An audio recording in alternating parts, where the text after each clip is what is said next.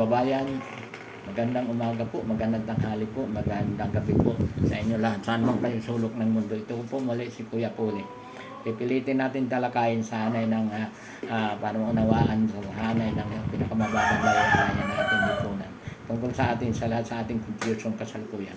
Mga kababayan, kung matatandaan po natin, nung panahon ng nag-president Ferdinand Edralin Marcos, may ang saligang batas po noon ay 1973 Constitution na sinasabi, ang pagkaalam ko noon at nabasa ko na yung sistema ng lipunan natin noon, yung ating Constitution sa parliamentary at presidential system of government. Bakit po natin nasabi?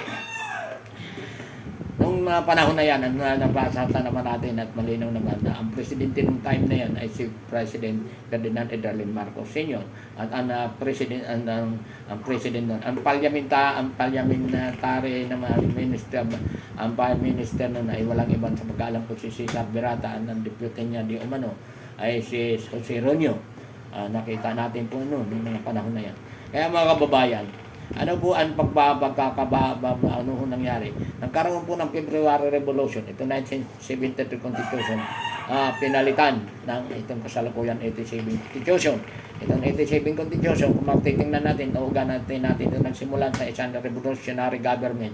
Nagkaroon ng executive order na dineklara ng President na si Aquino Jr. Si Aquino, yung nasabing proclamation na yan na nagdeklara siya ng tinatawag revolutionary government. Pagkatapos ng revolutionary government, kung mapapansin mo natin, naging magulo maraming mga pag-aaklas ng mga time na yun.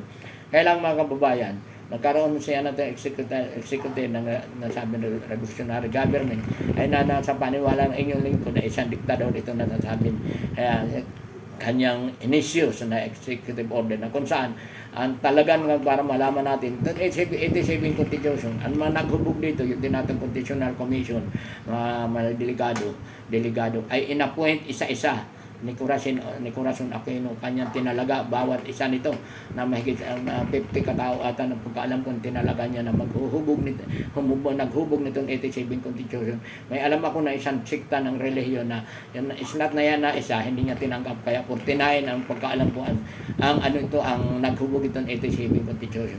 Ngayon itong 87 Constitution na kasalukuyan natin pinairal ngayon, mapapansin natin, hindi natin nasabi na perfecto ito. May mga problema malaki ito. Kaya kung bakit po natin nasabi ito? Lahat na naging presidente, simula kay Fidel Ramos, ay naghangad at nagsulong na parang palitan o tretikuhin itong 87 Constitution. Ako naniniwala, kaya gusto nila retokahin itong 87 Constitution ng kasalukuyan. Hindi sila nahangad para naniniwala sila na mayroong pagkukulang at hindi tama ito na sabi ng 87 Constitution.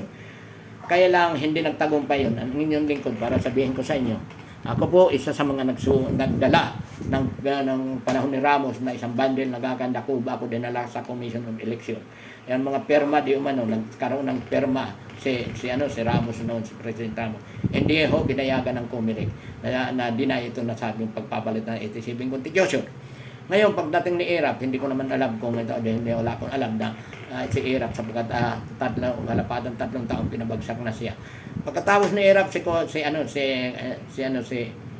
Gloria Macapagal ang presidente. Tinangka din niya palitan itong 87 Constitution. At ganoon din ang atin naging president si Benigno kay si Pinoy. Naggusto niyang palitan. At ganoon din itong naging vice, itong kasalukuyan naging presidente na si President Duterte. Gusto niya palitan yung 87 Constitution. Ngayon ang mga katanungan ba, kaya gusto niya palitan? May personal interest ba niya? Kaya niya gusto niyang palitan. Pero naniniwala tayo na kung yung kanyang sinasabi federal government, kung natuloy yan, ang nagtaka nga lang ako, hindi yan sinulong ito. Alaga, pero yan ay talaga kung hindi ako nagkakamali, nating kaibigan at kaibigan ng inyong lingkod na si Justice Renato Puno, natin Chief Justice Renato Puno, na kung saan siya atan inatasan ito para mga alam ng nararapat na papalit na sa 87 Constitution. Hindi nga lang siya nagtagumpay. Ngayon, ang pinagtatakaan natin dito, At ako naman nagtataka at dapat malaman din ng bayan. Bakit nagkaganon? Nung panahon, pag ako ng PBBM, gustong palitan itong 87 Constitution, retokahin, may mga tinatawag. Pag kukulang, di umano, itong 87 Constitution. Ngayon, 87 Constitution, nagkaroon natin ng People's Initiative. Ang unang tumutol dito, si Amy Marcos, si Senador Duterte. Ang mga tinatanong ko rito, bakit nila tinututulan itong sinasabi ng People's Initiative? Samantala sila nakaupo, ngak-ngak sila, gusto nila palitan. Ngayon, makikita natin, anong mga dahilan? Kaya ang bayan, tinatanong ko sa bayan, anong motive nila? Maaari kung ano man. Pero ako naniniwala rito na dapat talaga 100% retokahin na ito natin kasalukuyan 87 Constitution. Makikita natin itong 87 Constitution. Malinaw, lahat binigyan yung mga sektor, etc. Sektor ng kung anong sektor ng mga mandarambong, masasabi natin. Binigyan ng daan para maging sektor. Yung mga sektor na tunay may kakatawanin nila ang bayan sa kanilang kanya-kanyang suliranan sa bawat sektor. Binalahura, nagkaroon tayong mga sektor, ang mga nakaupo, mga milyonaryo. Meron tayong sektor kung nakaupo, hindi naman tunay ng mga sektor ng pangkatawan ng sanabing sektor na yan. Nabalahura, lumaganap ang korupsyon dito, korupsyon doon, korupsyon dito. Diba? Maliwanag po sa sikat ng araw. Kaya ngayon, ito napapanahon naniniwala tayo na dapat mapalitan na itong sarigang batas para matigil at masawata itong korupsyon na ito. Kaya nakakailan magbago tayo, baguhin na natin itong nasabing ating kasalukuyan 87 Constitution. Makikita naman ninyo, dito lang, maliwanag sa 87 Constitution, nung karoon tayo dapat yung mga impeachable offense, dapat ma-impeach. Anong ginagawa ng Senado? Ano ginagawa? Binabalahura dahil pinaglaruan nila ito natin 87 Constitution. Kaya malinaw ito napapanahon talaga. Dapat rebihistahin na at magsulong na tayo ng tamang Constitution, makapaglilingkod sa sambayan ng Pilipino. Masasawata yung korupsyon na naglilipa na sa ating kapaligiran, sa ating lipunan. Kaya mga kababayan, ito po ay nananawagan po tayo na bukod sa impeachment, tutukan din natin ang pagpapalit ito natin 87 Constitution. Huwag na tayo tumpik-tumpik. Magpalit na po tayo talaga. Dahil nakikita naman natin, gaya ng sinasabi ko. Itong nasabi ng 87 Constitution, may nagsimula ito sa isang diktador, sa isang nasasabi natin. Yung mga inapuin na yun, maaari naman natin matatalino. Kailangan dito. Ang bawat iapuin natin, ay talagang pinagpasya ng bayan para sila ay makapaglingkod sa totoong paglilingkod sa bayan. Makikita naman natin, matapos na 87 Constitution, ito na 87 Constitution kasalukuyan ngayon. Marami nang pakaubo nga ilan mga magagaling na umindak o ano diyan sa mga ilan artista. May magagaling naman artista talaga. Pero may mga ilan diyan na nagtangkaman din dito yung isang kababayan nga namin na nagkakatawan di umano ng party list yung bang party list yun? Diwata party list na kung saan napaglararuan itong taong ito na ginamit siya sana. Hindi ko alam kung nanalo, ginamit siya, gagawin siya sana, gagamitin lang yung kanyang kasikatan doon kasi umextrata siya doon sa tinatawag probinsyano. Sumikat siya. Ngayon, nakita itong mga bahaman o mga sakim, mga kawatan sa ating lipunan.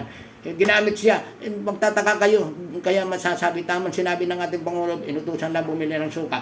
Tatakbo na. Ginamit siya bilang party list. Ano nakakabagtaka? Siya mismo ginamit. Hindi siya isa sa mga number 1, number 2, number 3. Doon siya pinakahuli na siya ay siya ang kinatawan ng sarabing party list. Ngayon ang katanungan niya, binabalhauran niya, binababoy nila yung pinakamababang laylayan ng ating lipunan. Kaya hindi natin ito pa dapat payagan. Ito ng pagkakataon, kaya sinasabi natin, ito natin saligang batas, ito kahihin na natin, pag-aralan natin. Ngayon, yung mga matatalino dyan, tingnan natin kung ano nararapat natin at hahanay at nananawagan tayo. Hindi pa hulihan panahon. Mayroon pa tayong pag-asa bilang mga mamayang Pilipino. Mayroon pa tayong pag-asa magkaroon ng kapayapaan at kaunlaraang bansa natin. Kaya mabuhay po kayo. Magandang gabi po sa inyo. Magandang umaga. Mag-subscribe kayo, mag-like kayo. Mag-share kayo dito sa akin mga sinasabi. Mabuhay po. God bless at all.